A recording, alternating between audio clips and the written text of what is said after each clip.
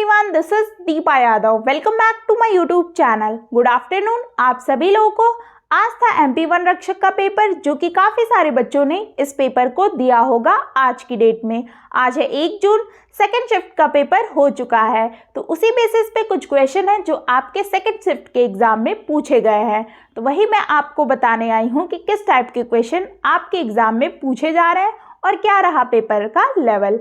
तो वीडियो शुरू करने से पहले अगर आप मेरी चैनल पर नए हैं तो सब्सक्राइब कर ले और बेल आइकन को प्रेस कर दें, जिससे नोटिफिकेशन आप तक पहुंच जाए और आप डेली वीडियोस को देख पाएँ। तो चलिए जानते हैं कि आज के सेकंड शिफ्ट में किस टाइप के क्वेश्चन पूछे गए हैं। तो देखिएगा, फर्स्ट क्वेश्चन आपका पूछा गया है, भूरी क्रांति से पूछा गया है। ठीक है, तो भूरी क्रांति किसको बल देने पर केंद्रित है, ये क्वेश्चन है।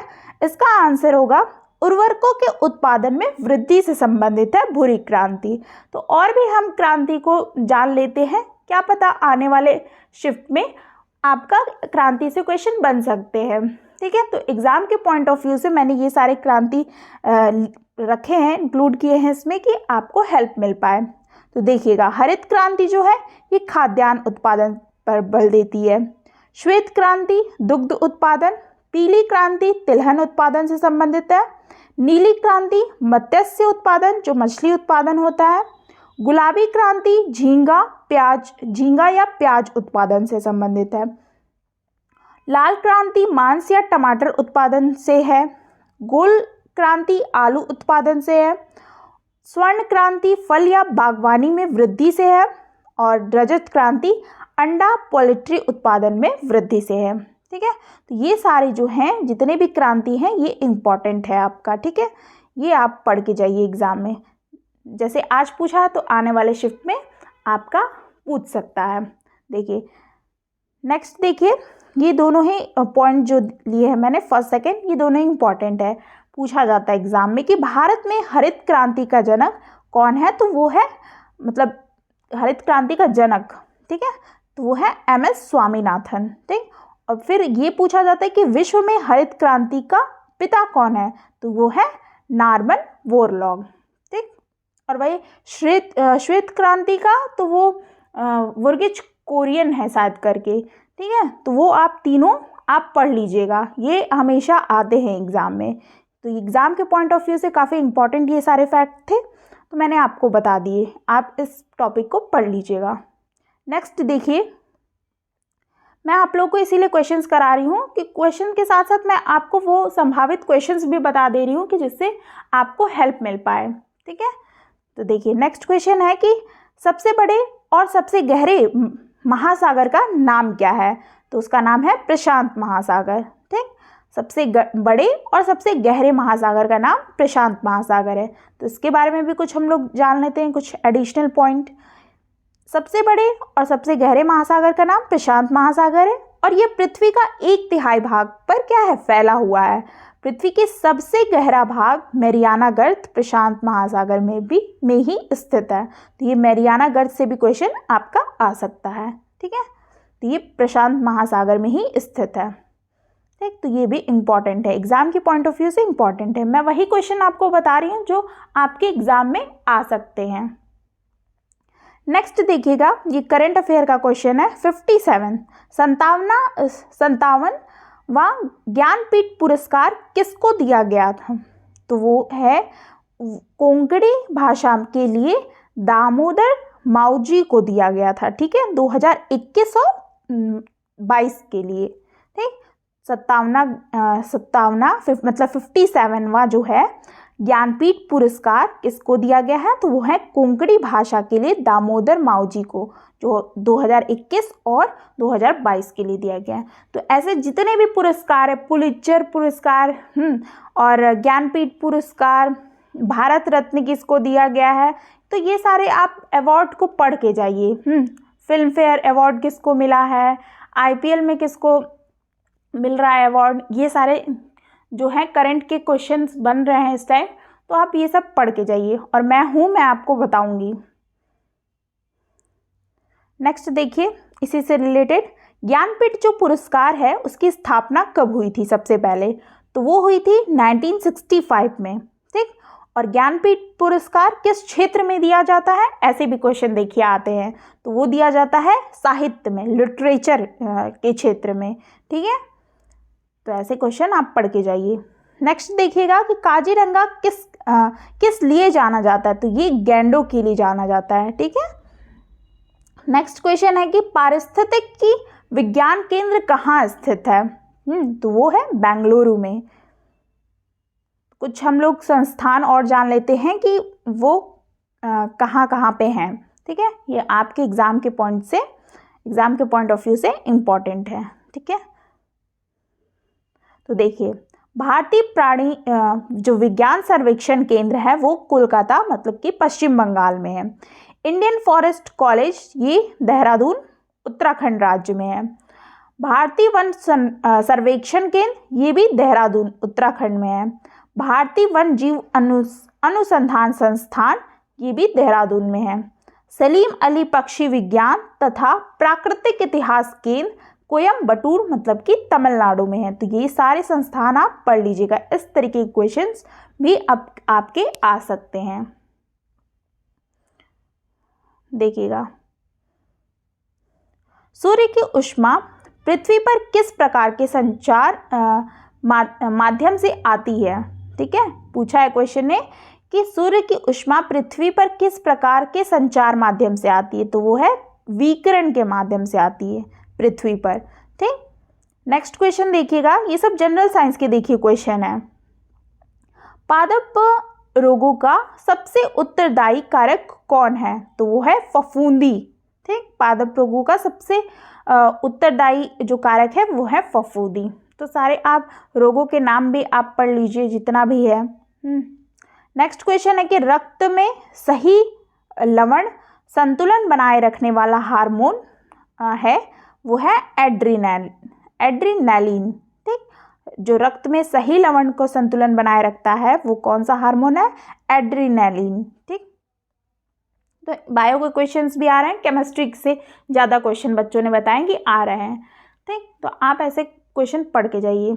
रासायनिक सूत्र पढ़ लीजिए, जो नाम पूछे जा रहे हैं, विटामिन्स के नाम पूछे जा रहे हैं, उसका केमिकल नेम पूछा जा रहा है, उससे बीमारियां कौन कौन सी होती है वो पूछा जा रहा है। तो ये सारे टॉपिक आप पढ़ के जाइए। नेक्स्ट देखिए, संविधान से पूछा गया कि 3 सूचियों का उल्लेख है।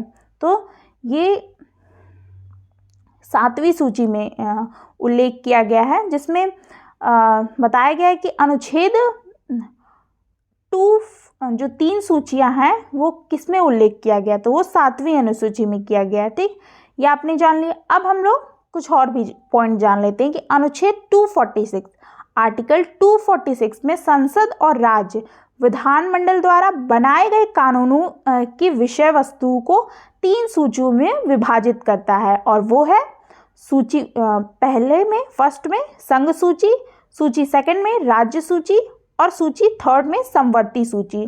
ठीक है, ये तीनों सूचियों के नाम है। आपका इस शिफ्ट में जैसे पूछा है कि 3 सूचियों का उल्लेख किसमें है, तो वो आपने बताया कि 7वीं अनुसूची में है। फिर आपका पूछ देगा तीनों अनुसूचियां क्या हैं, तो आप बताएंगे संघ सूची, राज्य सूची और समवर्ती सूची।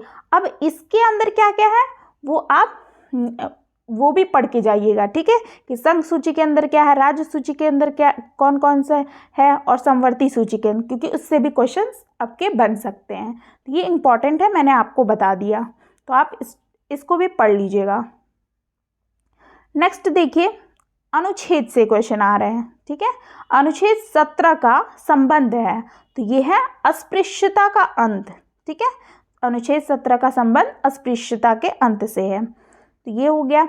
अब हम लोग कुछ महत्वपूर्ण और भी जान लेते हैं, भारतीय संविधान के कुछ महत्वपूर्ण अनुच्छेद को जानते हैं। ठीक है, अनुच्छेद 20 में ये सारे पॉइंट्स एग्जाम में पूछे जा सकते हैं, आपके इम्पॉर्टेंट पॉइंट्स हैं सब, ठीक, जो एग्जाम में आएंगे।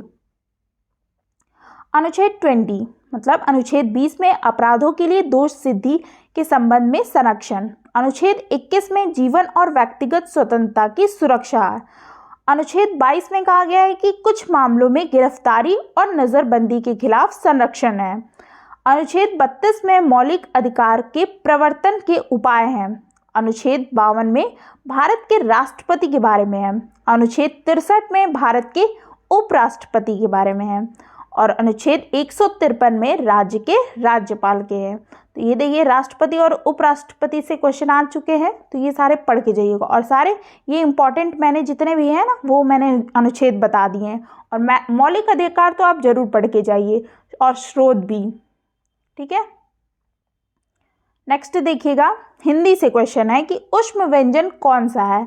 तो ऊष्म व्यंजन, उसमें ऑप्शन बच्चों ने बताया कि इसमें ह था मैम, तो इसलिए ह को ही आप लगाएंगे। वैसे आप जान लीजिए कौन कौन से होते हैं। व्यंजन के 3 भेद होते हैं, ठीक है। मैंने आपको बोला था ना कि व्यंजन पढ़ के जाइएगा, देखिए एग्जाम में पूछ भी रहा है। तो स्पर्श व्यंजन, अंतस्थ व्यंजन और ऊष्म व्यंजन। स्पर्श व्यंजन में क से म तक, मतलब कि पूरे 25 वर्ण मुख्य के विभिन्न भागों में जिह्वा के स्पर्श से बोले जाते हैं, इसलिए इन्हें क्या कहते हैं, स्पर्श व्यंजन कहते हैं। और इसमें भी जो 5 भाग डिवाइड है, हाँ, क ख ग घ, कंठ, तालव्य, मूर्धन, ये सब पढ़ के जाइए। उच्चारण स्थान वो भी पूछा जा रहा है। अंतस्थ व्यंजन में देखिए य, र, ल, व, तो ये 4 ऐसे वर्ण हैं जिनके अंदर स्वर छिपे हैं, अंततः इन्हें अंतस्थ व्यंजन कहते हैं।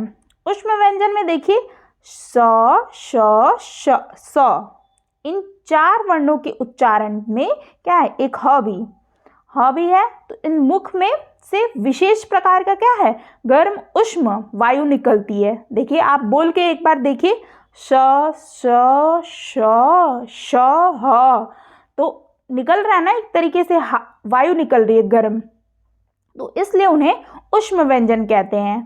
और इनके उच्चारण में श्वास की प्रबलता रहती है। तो ये सारे एग्जाम के पॉइंट ऑफ व्यू से आपके इम्पॉर्टेंट है, इसको पढ़ के जाइएगा, एग्जाम में आ सकते हैं। आने वाले शिफ्ट में जब तक आपके एग्जाम होंगे कहीं ना कहीं आपको ये ऐसे क्वेश्चन देखने को मिल सकते हैं, ठीक है। तो ये थे हिंदी के। और मैथ्स में आपका वही सब जो टॉपिक आ रहे हैं वो सब आ ही रहे हैं। वर्क से आ रहे क्वेश्चंस, डिविजिबिलिटी से, नंबर सीरीज से, परसेंटेज से क्वेश्चन 3 से 4 आ रहे हैं। तो आप उसमें जो मैंने बताया वही आप पढ़ के जाइए। 20 में से तो आप अच्छे से कर लोगे अगर आप अर्थमेटिक मैथ भी पढ़े हो, ज्योमेट्री नहीं भी पढ़ रहे हो, एडवांस मैथ, तब भी आप अच्छे से स्कोर कर सकते हो मैथ में।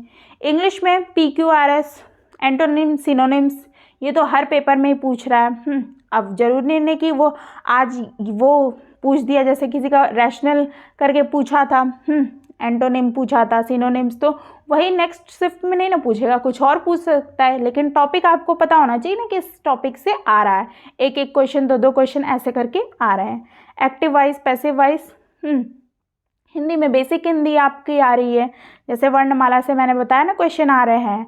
तो ये सारे इंपॉर्टेंट टॉपिक्स थे। और जनरल जीके से आपके 3-4 क्वेश्चन, पॉलिटी से 3 से 4, करंट अफेयर से भी 3 से 4 क्वेश्चन आ रहे हैं, ठीक है। तो ये आपका सारा सीक्वेंस में आ रहा है। सेक्शन वाइज ही आपका जो है 20-20 का वो सेक्शन के ही थ्रू आ रहा है, जैसे हिंदी है, इंग्लिश है, उसके बाद मैथ्स है, वैसे ही आपके पूरे टोटल डिवाइड है, ठीक। तो मुझे जितने क्वेश्चन मुझे पता चले मैंने आपको बता दिए, ठीक है। तो आप अपनी तैयारी को इसी बेसिस पे कंटिन्यू कीजिएगा, ठीक है। ऐसे ही क्वेश्चन आप तैयार करके जाइए और जितने टॉपिक मैं बता रही हूँ, एग्जाम का एनालिसिस करवा रही हूँ, वो टॉपिक आप जरूर पढ़ के जाइए।